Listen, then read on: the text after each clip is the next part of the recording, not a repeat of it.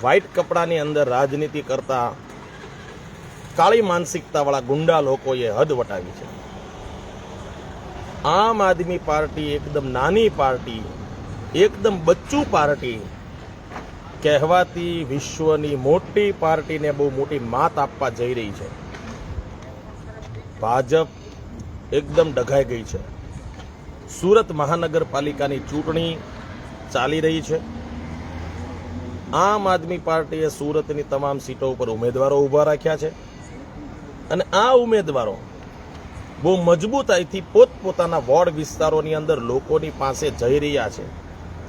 એક એક ઘરે જઈને મતની અપીલ કરી રહ્યા છે।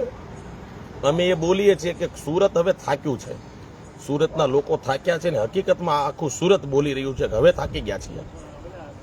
તો આ વાતથી ભાજપ એટલું બધું ફાટી પડ્યું છે કે આમ આદમી પાર્ટીના ઉમેદવારોને ડરાવવા, ધમકાવવા, એમના ફોર્મ પરત ખેંચાવવા માટેના મરણિયા પ્રયાસો કરી રહ્યું છે।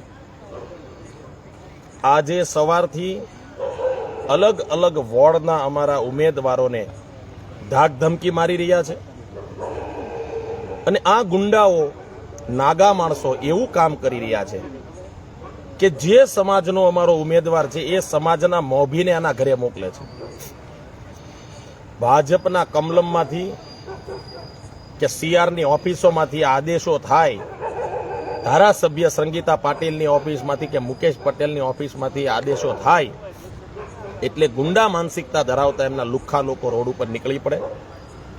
આમ આદમી પાર્ટીના ઉમેદવારોને ધમકાવવાની કોશિશ કરે, ફોન કરી અને ધમકીઓ આપે છે।